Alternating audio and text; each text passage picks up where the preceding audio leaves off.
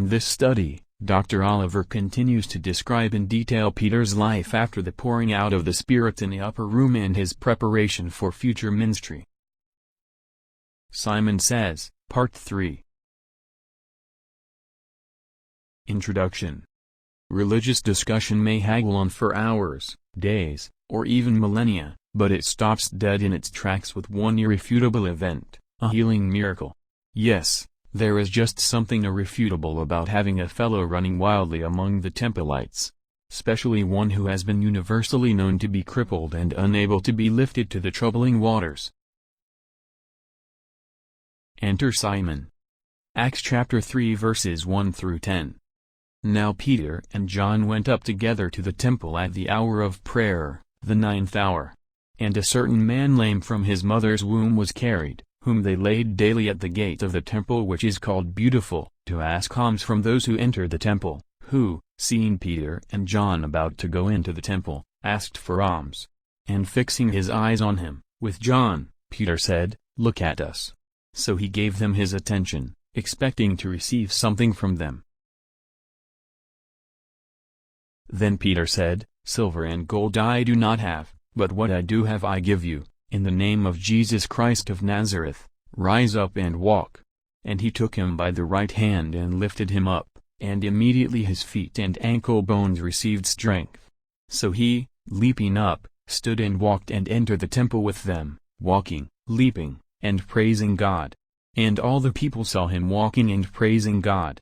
Then they knew that it was he who sat begging alms at the Beautiful gate of the temple, and they were filled with wonder and amazement at what had happened to him. New King James Version. Notice, Peter and John went to seek the Lord in prayer and were well on their trek when they heard someone calling out to them.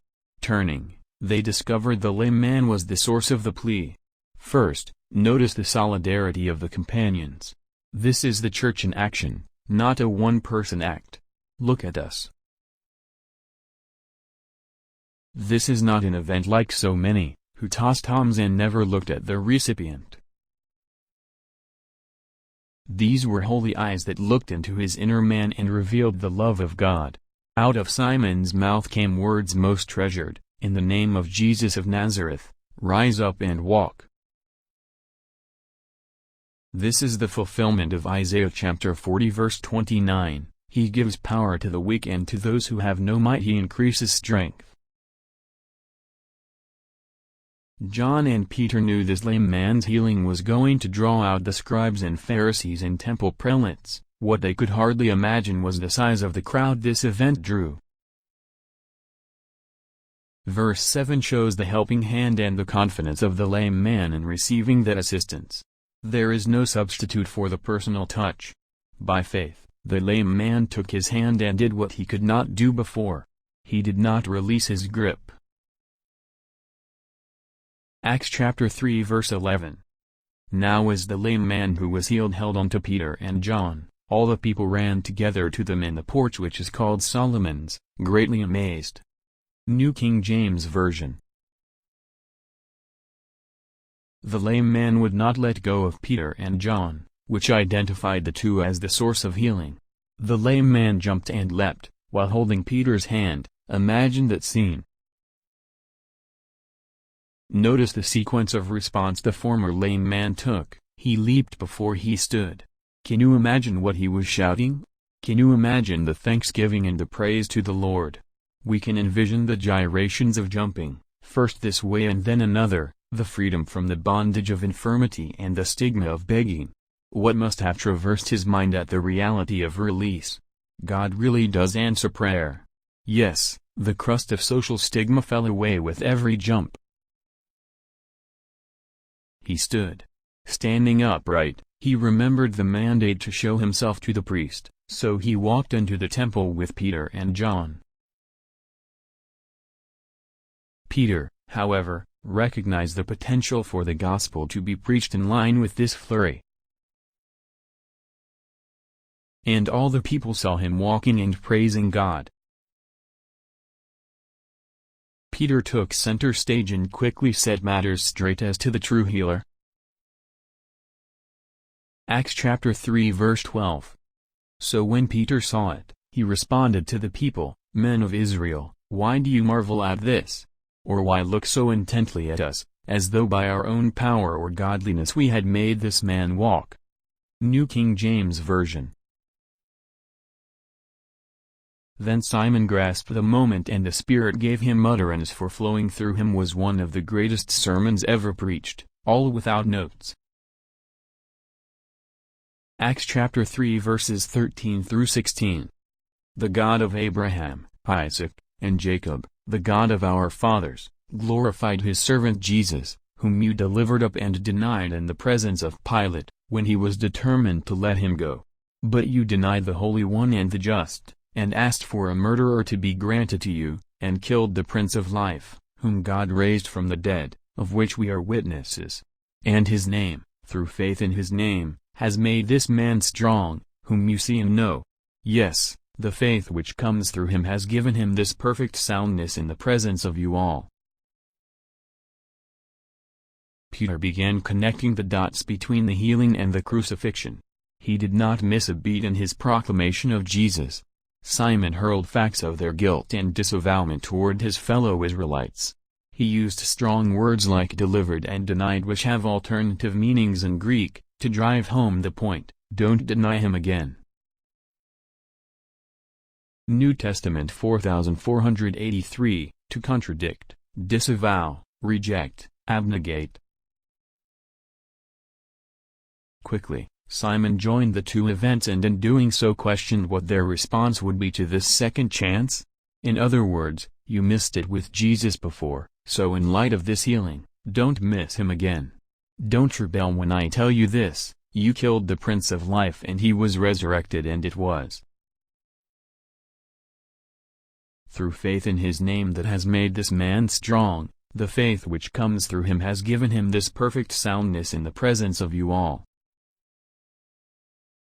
Acts chapter 3 verses 17 and 18. Yet now, brethren, I know that you did it in ignorance, as did also your rulers. But those things which God foretold by the mouth of all his prophets, that the Christ would suffer, he has thus fulfilled. Nonetheless, he remains the Prince of Life, whether you acknowledge him or not. Prince of Life is just one of many descriptions of Jesus. It is interesting to ask, why did Peter choose this one? Multiple sermons could be fostered by this title. Acts chapter 3 verses 18 through 26. But those things which God foretold by the mouth of all his prophets, that the Christ would suffer, he has thus fulfilled.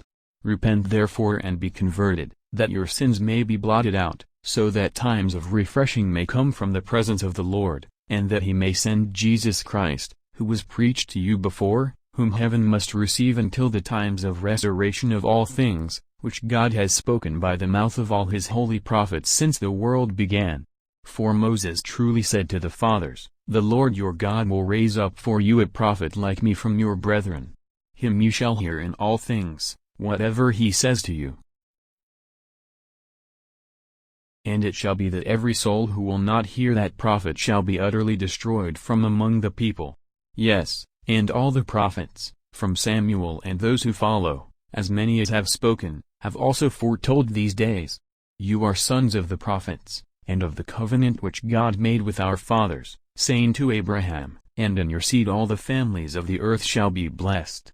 To you first, God, having raised up his servant Jesus, sent him to bless you, in turning away every one of you from your iniquities. Peter's message was loaded with biblical references, the first of which was verse 18. In a flash, these well-taught brethren remembered scripture they had memorized. When Peter said, but those things which God foretold by the mouth of all his prophets, that the Christ would suffer, he has thus fulfilled. I am sure Isaiah 53 came to mind. I am including the lengthy Isaiah passage because it has most of the sufferings of Jesus incorporated into a condensed form. Like a flashing light, this passage must have stirred the immediate forefront of their minds. Jesus fulfilled all of it. Isaiah chapter 53 verses 1 through 12. Who has believed our report? And to whom has the arm of the Lord been revealed? For he shall grow up before him as a tender plant, and as a root out of dry ground. He has no form or comeliness, and when we see him, there is no beauty that we should desire him. He is despised and rejected by men, a man of sorrows and acquainted with grief. And we hid, as it were, our faces from him. He was despised, and we did not esteem him. Surely he has borne our griefs and carried our sorrows, yet we esteemed him stricken, smitten by God, and afflicted. But he was wounded for our transgressions, he was bruised for our iniquities, the chastisement for our peace was upon him, and by his stripes we are healed. All we like sheep have gone astray, we have turned, every one, to his own way, and the Lord has laid on him the iniquity of us all. He was oppressed and he was afflicted. Yet he opened not his mouth, he was led as a lamb to the slaughter, and as a sheep before its shearers is silent, so he opened not his mouth. He was taken from prison and from judgment, and who will declare his generation? For he was cut off from the land of the living, for the transgressions of my people, he was stricken.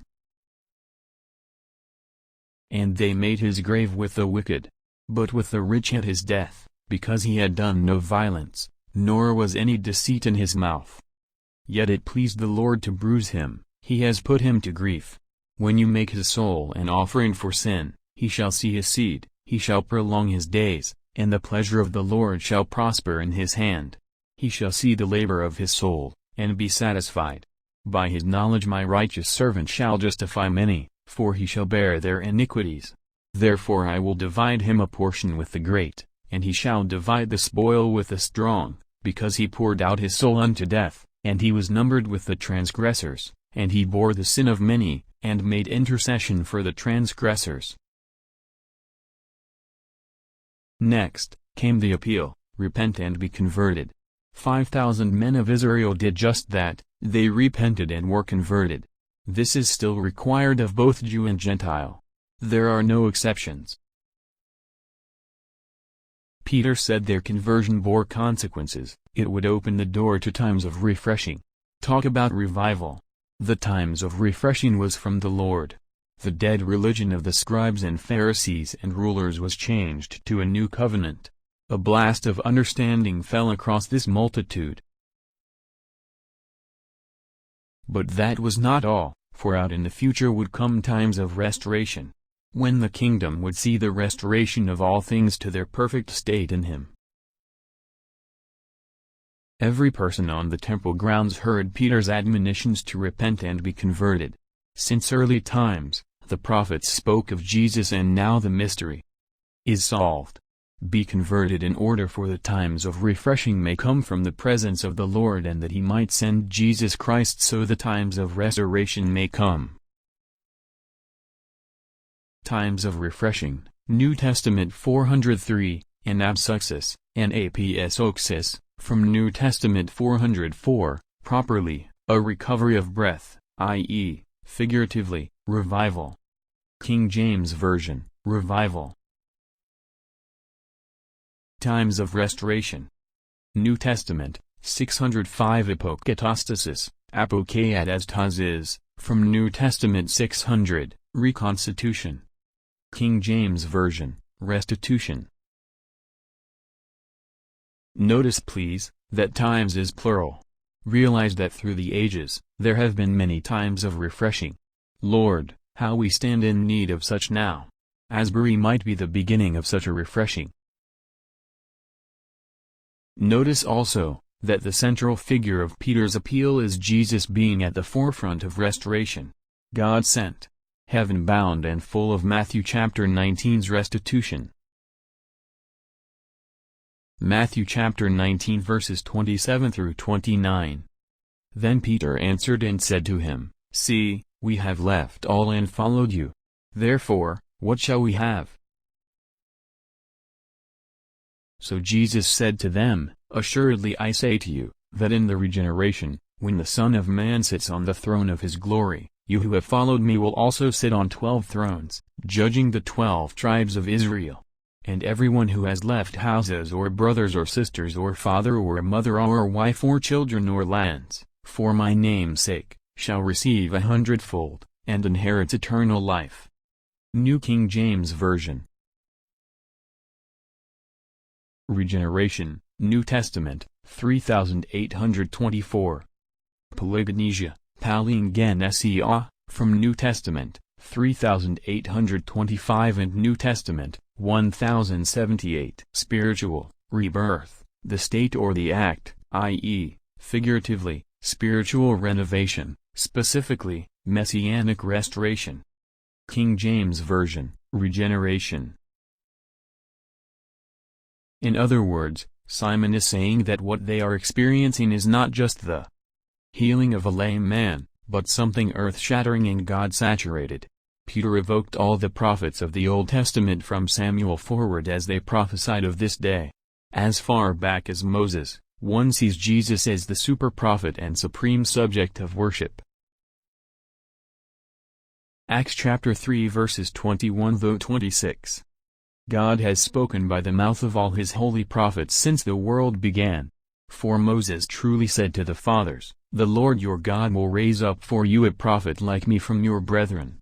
Him you shall hear in all things, whatever he says to you. And it shall be that every soul who will not hear that prophet shall be utterly destroyed from among the people." Yes, and all the prophets, from Samuel and those who follow, as many as have spoken, have also foretold these days. These thousands occupied a unique place in history as they are sons of the prophets and are living out what their forefathers saw. Continued, verse 25. You are sons of the prophets, and of the covenant which God made with our fathers, saying to Abraham, "And in your seed all the families of the earth shall be blessed." To you first, God, having raised up his servant Jesus, sent him to bless you, in turning away every one of you from your iniquities. God sent Jesus to fulfill the Abrahamic covenant and to bless them and wrench iniquity from them. Regard the penalty for not accepting this offer. Verse 23. And it shall be that every soul who will not hear that prophet shall be utterly destroyed from among the people. 5,000 converts took Simon seriously. The others took the penalty. To paraphrase the comment of the Prime Minister of present-day Israel, in his autobiography, Bibi. In our history, there was a radicalized rabbi, who messed up and got himself crucified. This concludes the study by Dr. C.R. Oliver on Simon Says Part 3, Peter's life after the pouring out of the Spirit in the upper room and his preparation for future ministry. We pray that it has been a blessing to you and that it has expanded your understanding and appreciation for the Holy Spirit's leading as we face the coming days.